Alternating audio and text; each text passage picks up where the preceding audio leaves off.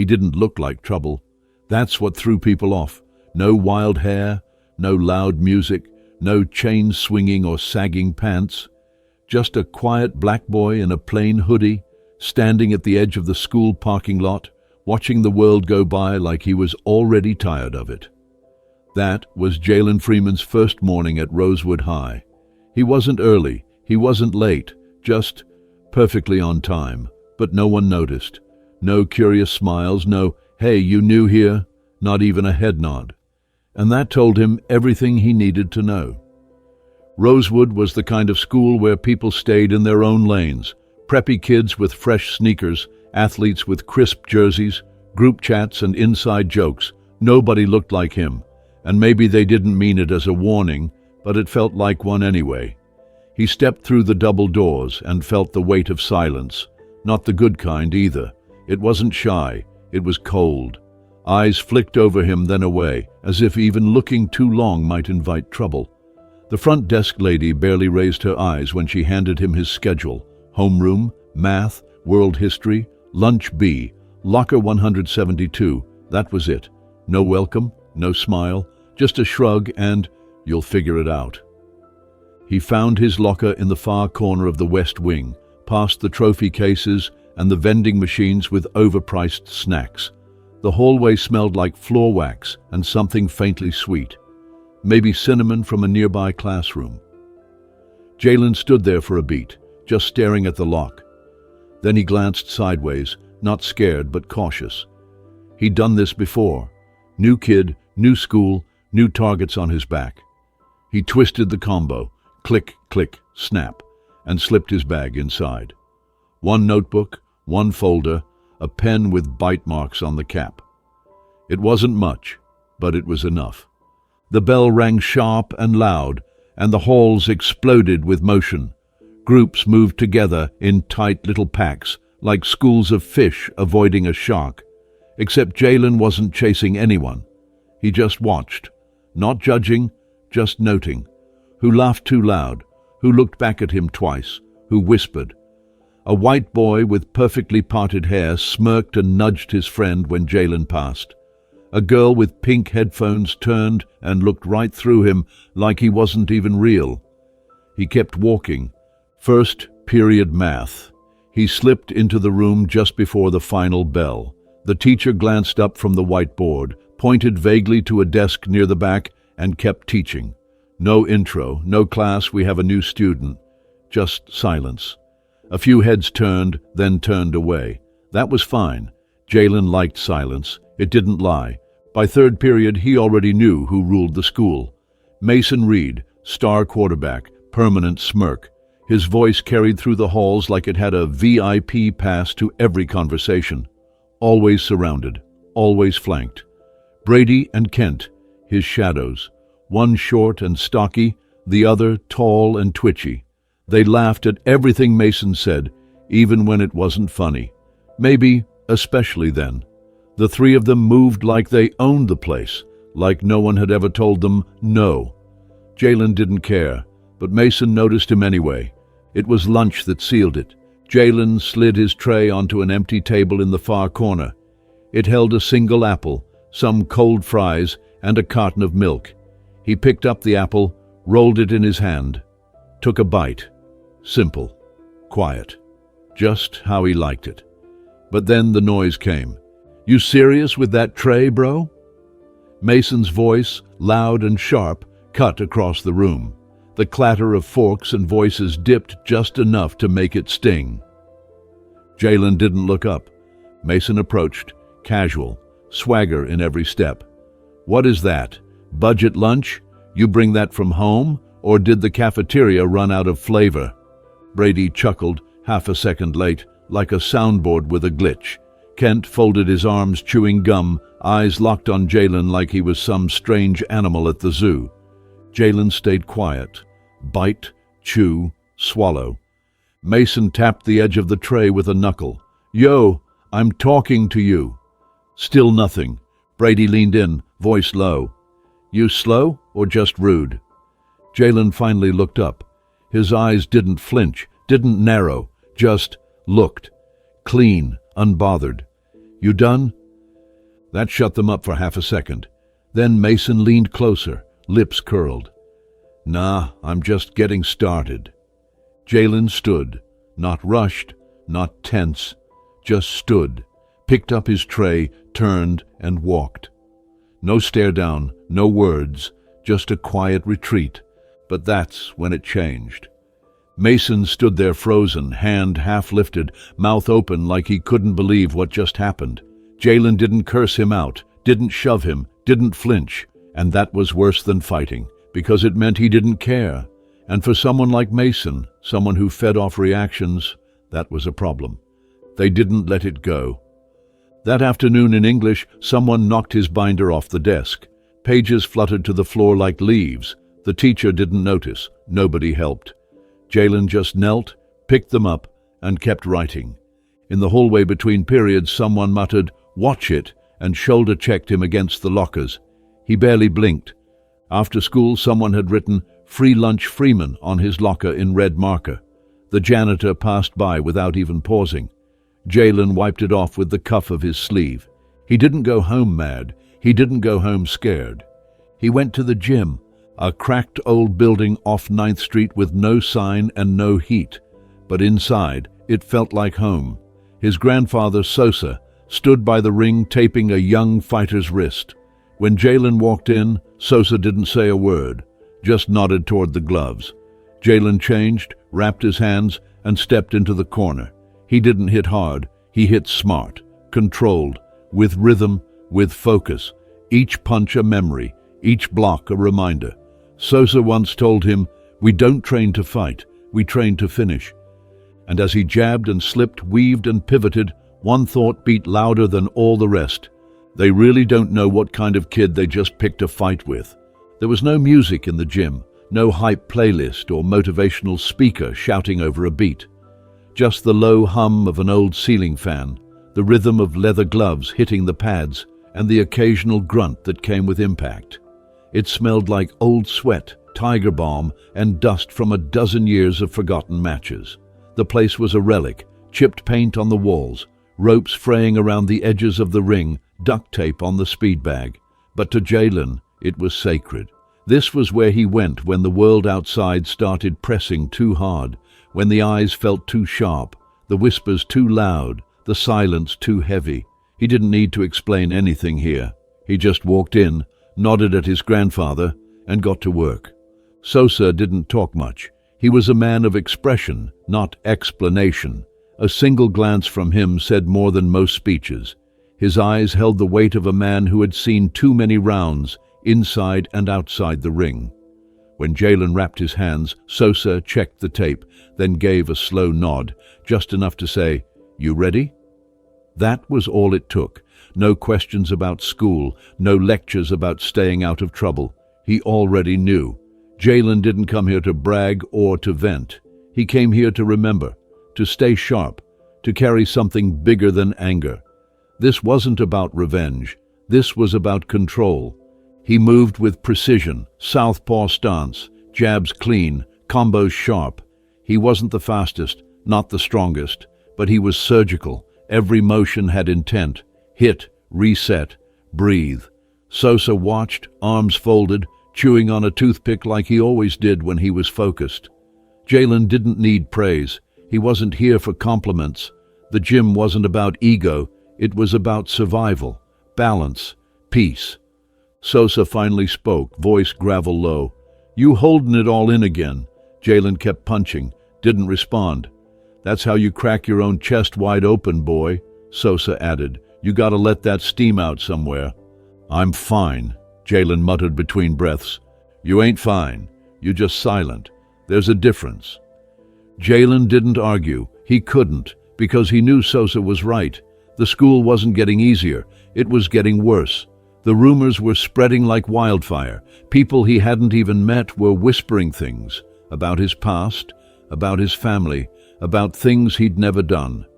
Mason was the one lighting the matches, and his little crew just fanned the flames. They started saying Jalen had been expelled from his last school, that he had a record, that he'd fought a teacher, that he carried a knife. None of it was true, but that didn't matter. It sounded true enough to people who already wanted to believe the worst. In gym class the next day, it reached a new level. Coach Wallace split them up into partners for basketball drills. Everyone hoped they'd get matched with someone easy, someone they could cruise with. But when Jalen's name got called, it was paired with Mason. A beat of silence passed over the gym like a gust of wind. Mason grinned. "Let's go, superstar," he called out. They lined up across from each other, ball in Mason's hands. Jalen didn't even blink. Mason bounced it lazily, tossed it a little too hard, trying to hit Jalen in the chest. Jalen caught it like it weighed nothing. "We just passing, right?" he asked. "Just passing," Mason echoed, but the grin didn't reach his eyes. Jalen returned the pass, smooth, clean. Then, on the second go, he added just enough snap to make the ball pop against Mason's chest. The echo turned heads. A few kids muttered, "Dang." Mason's grin tightened. The kind of grin people wear when they've already decided to hate you. That was when it got petty and constant. They left gum in Jalen's locker. "Forgot your EBT card?" someone whispered in the lunch line. During study hall, someone dropped a folded note on his desk. Inside, a picture of a monkey drawn in pencil, labeled New Student of the Month. He didn't flinch. He didn't yell. He didn't go crying to teachers. He just folded it neatly and slid it into his bag. If they wanted a reaction, they weren't getting it. But not reacting had its own cost. Silence was gasoline, and Mason was holding the lighter. Every day became a performance. Jalen was the unwilling centerpiece of their show. In the cafeteria, Mason's voice cut through the noise. "Heard you from the city, right? You bring your bulletproof vest or leave that at home?"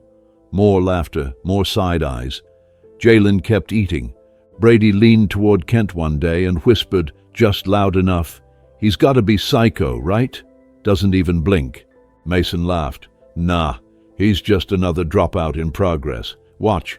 Give it a month and he'll be gone, just like the last one." That one hit different. Jalen's hand froze over his tray. He stared at the spaghetti like it had something to say. He knew what this was. He'd seen it before. The way people twist their fear into jokes, into threats, into narratives.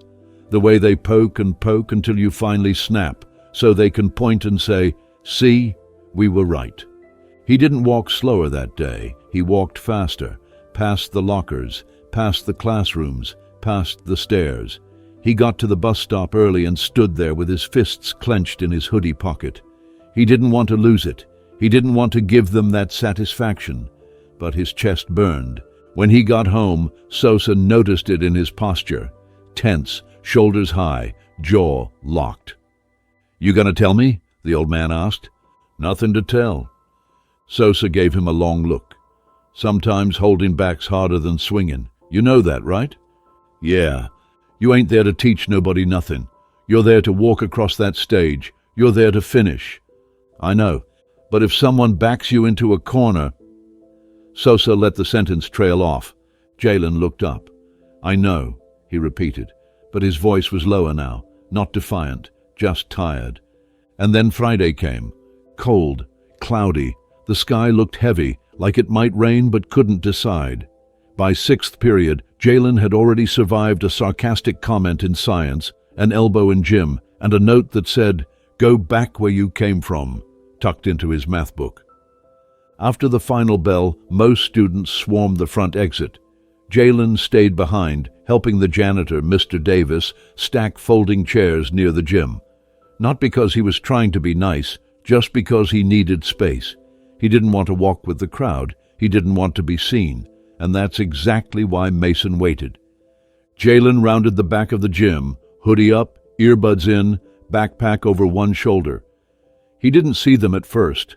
Mason, Brady, Kent, standing by the dumpsters like they were just hanging out, kicking rocks and killing time.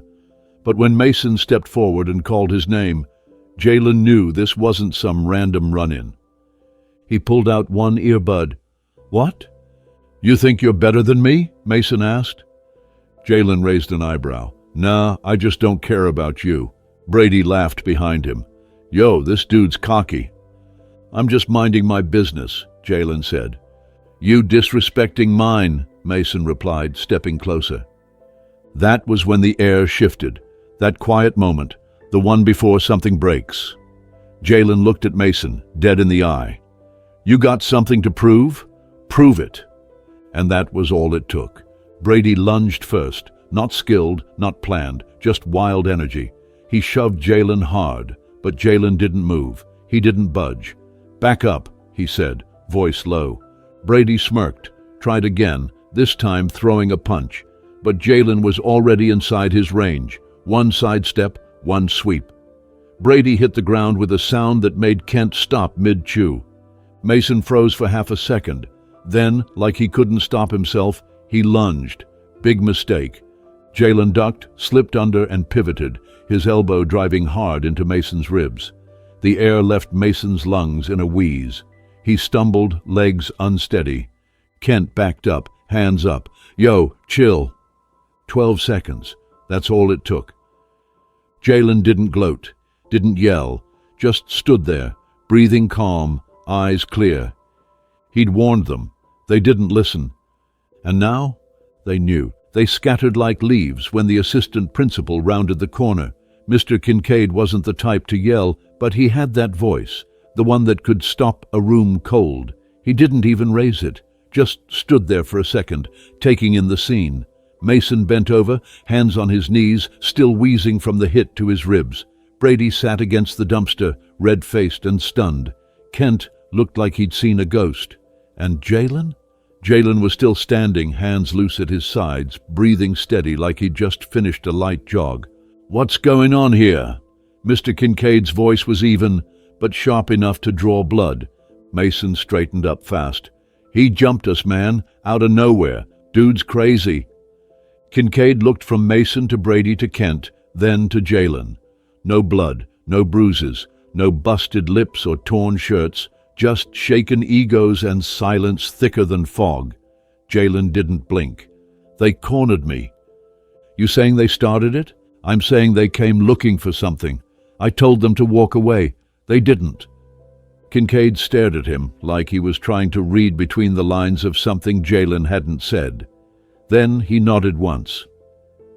"All of you, office, now." The walk back inside was slow, like the air had turned to syrup. Jalen didn't speak. Neither did Mason. Kent kept glancing at Brady like he wanted someone else to speak first. But nobody did. They filed into the front office, took their seats across from the secretary's desk, and waited in a silence that felt louder than any fight. A few students passing through paused, sensing something off. Teachers glanced their way. Phones buzzed in pockets. Word was already getting out. Something happened behind the gym. In the principal's office, Jalen sat with his hands on his knees while Mr. Donahue leafed through a thin file. He didn't look angry. He looked tired, like this was the kind of mess that showed up every Friday afternoon just in time to ruin his weekend. He looked at Jalen for a long second. "Tell me what happened." Jalen told the truth. No flair, no added drama, just facts. He mentioned the comments, the lunchroom jabs, the gum in his locker, the warning he gave before anything went down. Mr. Donahue didn't interrupt, just listened, pen tapping lightly on the desk. When Jalen finished, he said, "You know we have a zero-tolerance policy." "I didn't swing first." "That's not how the policy works." Jalen stared at the desk. His voice didn't shake, but there was heat in it now. "So what was I supposed to do? Let them jump me? Take the hits and say thank you?" Mr. Donahue leaned back in his chair.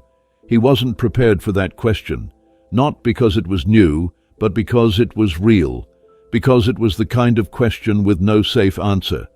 Eventually, the meeting ended with nothing final. No suspension, no punishment. Yet. But that didn't mean freedom. It meant a hearing. Formal, scheduled, parents involved, witnesses called, evidence reviewed. The kind of process that said, "We're not sure if you belong here." Jalen walked out of the office into a hallway that had already changed. Conversations stopped when he passed. Students turned. A few whispered. Some just moved aside like he was radioactive. He didn't feel like a student anymore. He felt like a headline, a rumor, a walking accusation. That weekend, he didn't go anywhere, didn't train, didn't sleep much either. He sat on the edge of his bed, staring at the wall, listening to the wind scratch the windows like it wanted in. By Sunday night, the group chats had already lit up. A blurry photo, Jalen standing in front of Mason and the others, fists down, posture still, made its way around. The caption read, "He really think he in a movie LMAO." The comments were split. Some praised him, others mocked him. A few took it further, calling him dangerous, unhinged. One account, probably Mason's burner, posted, "Expel him before he hurts somebody. Just look at how he moves. That ain't normal." The narrative was forming, and Jalen wasn't writing it. Monday morning, 2 security officers stood by the front entrance. They weren't usually there. Inside homeroom, the principal's voice came over the intercom, thin and staticky. "Students involved in last week's altercation are currently under review. A formal hearing will take place this Thursday." Jalen didn't react. He just stared ahead. Not because he didn't care, but because he cared too much. The kind of care that can't be shown, or it gets ripped apart. At lunch, no one said anything to him. No more jokes, no more shoves. But it wasn't peace. It was distance. The cafeteria was packed, but the chair next to him stayed empty. People weren't ignoring him anymore. They were avoiding him, and somehow that felt worse. Mason sat at his usual table, retelling the story, with every retelling getting louder, bolder, more heroic. "Dude's got issues," he told anyone who would listen. "Flipped out like he's training for prison. Logan didn't even hit him. He just looked at him funny and got dropped." But something was shifting, not just in Jalen, but around him. Some people didn't laugh when Mason spoke. Some looked down. Some looked uncomfortable. And that silence? It started to move in ways Jalen hadn't expected. Teachers gave him longer glances. One guidance counselor pulled him in just to ask, "Are you angry a lot, Jalen?" He just stared at her. She smiled too tightly. "No reason, just checking." He left before she could finish her sentence. That night, he told Sosa everything. The fake posts, the way people looked at him now, the upcoming hearing.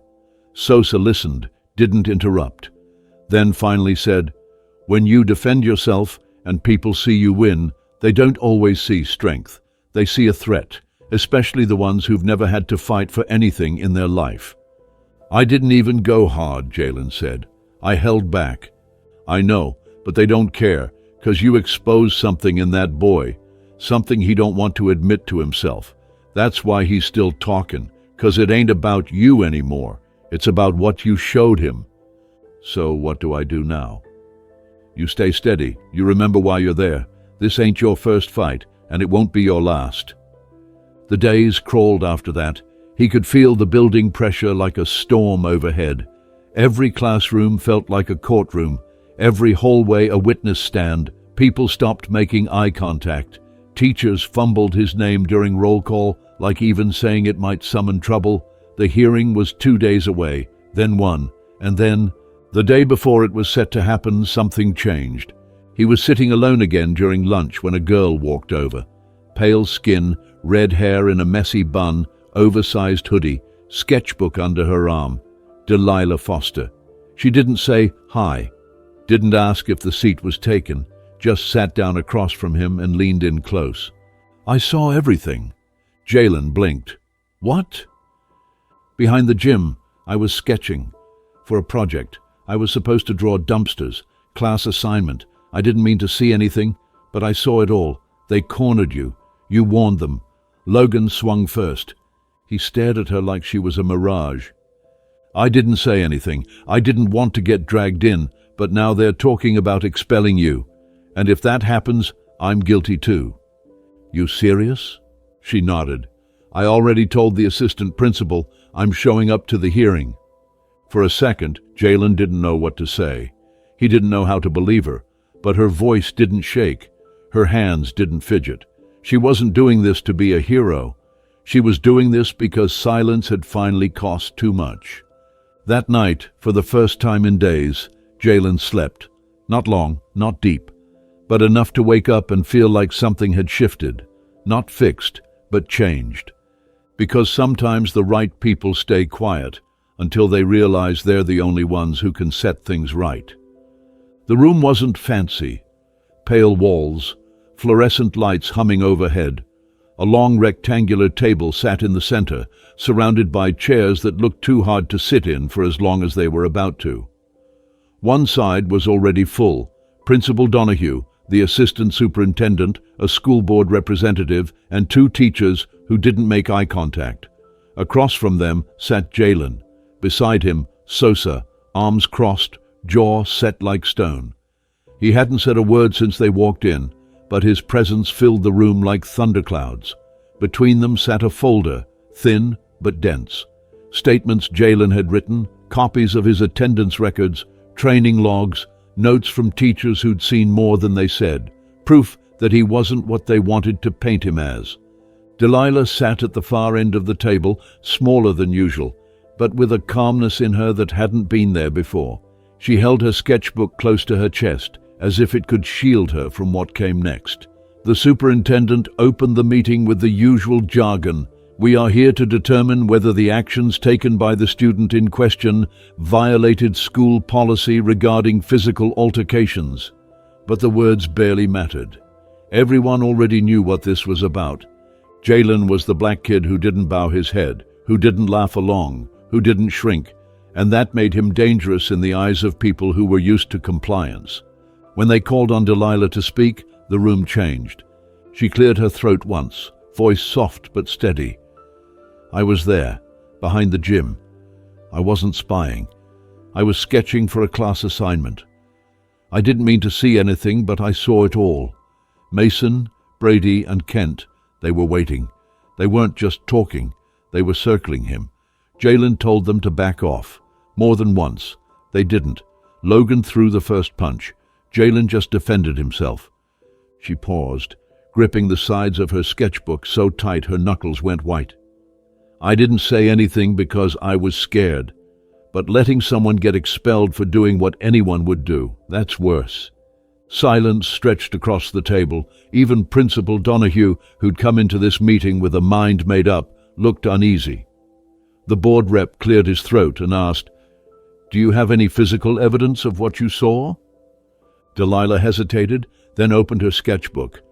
On one of the pages, a rough but clear drawing of the scene.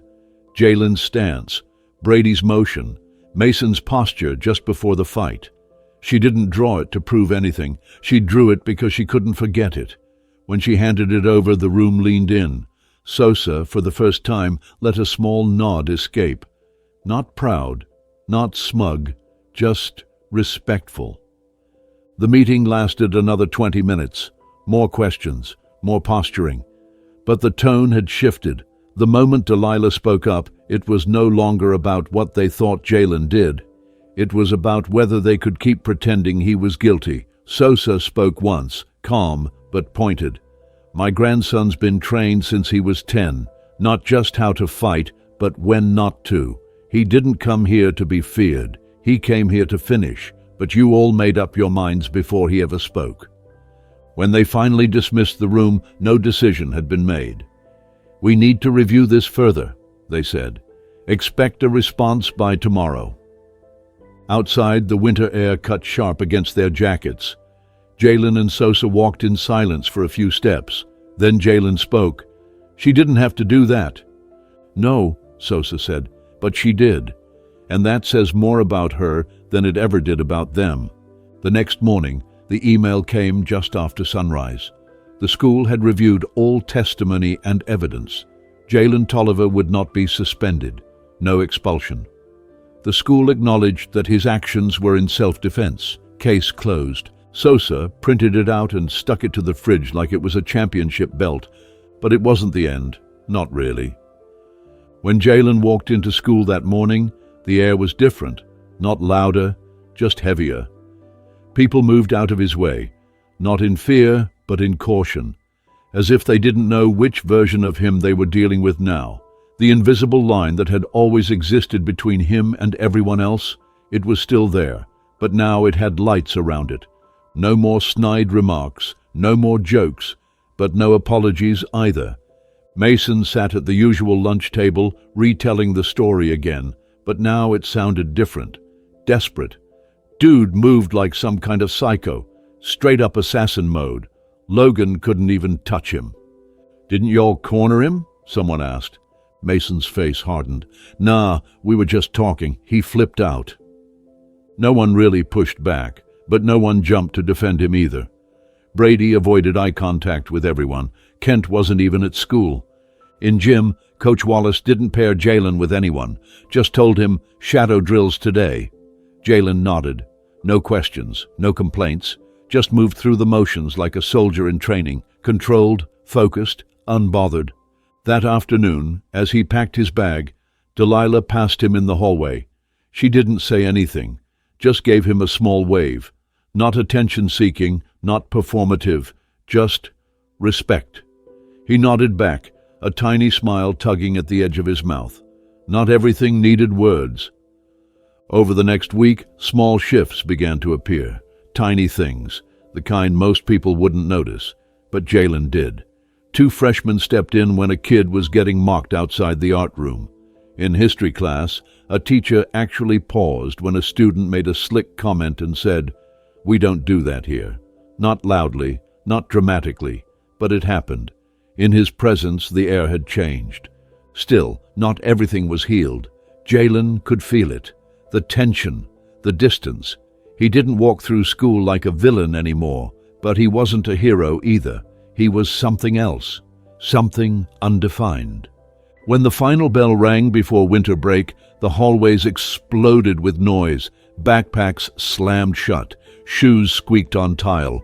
Voices rose, full of plans and freedom and forgetfulness. Jalen stood by his locker, taking his time, letting the wave pass. Ms. Lacey, his English teacher, stopped him as he zipped up his hoodie. "Hey, Jalen, we're doing a student-led assembly tomorrow. One of the speakers dropped out. A few of us thought maybe you'd want to say something." He froze. "Like, in front of everyone?" She gave a gentle smile. "Only if you want to, but I think they need to hear your voice, not the one Mason talked about, the real one."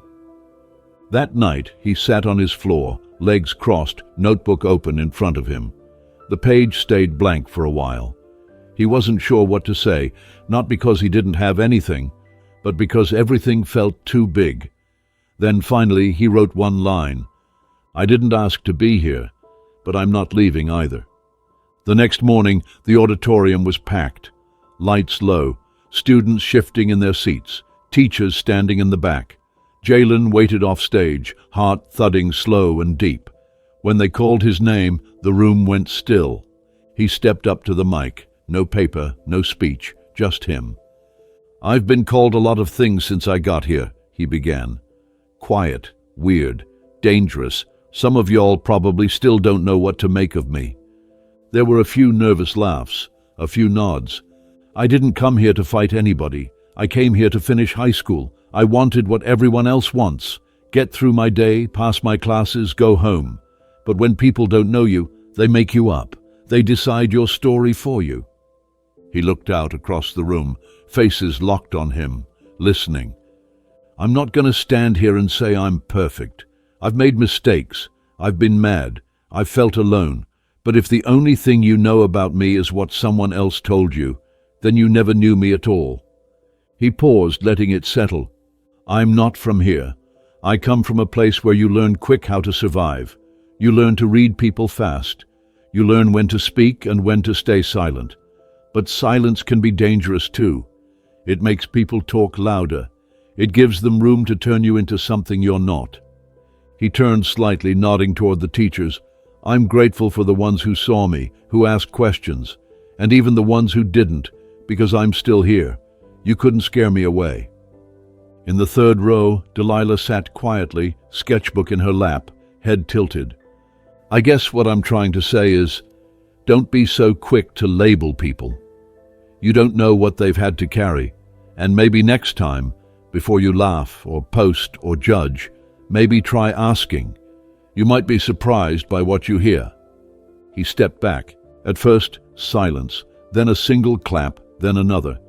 It wasn't a standing ovation, it wasn't wild, but it was real. That mattered more. Later that day, as Jalen walked through the courtyard, a younger student stepped up beside him. "You really trained to fight?" Jalen looked down. "I trained to stay ready." The kid nodded. "Can you teach me?" Jalen smiled, just a little. "You sure you want to learn? It's not about hurting people." "I just don't want to be scared anymore." He thought about that for a moment. "All right then, first lesson, stand tall, even when it feels easier to shrink."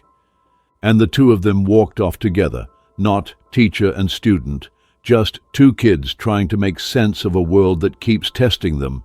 Because sometimes the real battles aren't in fists, they're in staying whole when the world keeps trying to break you apart.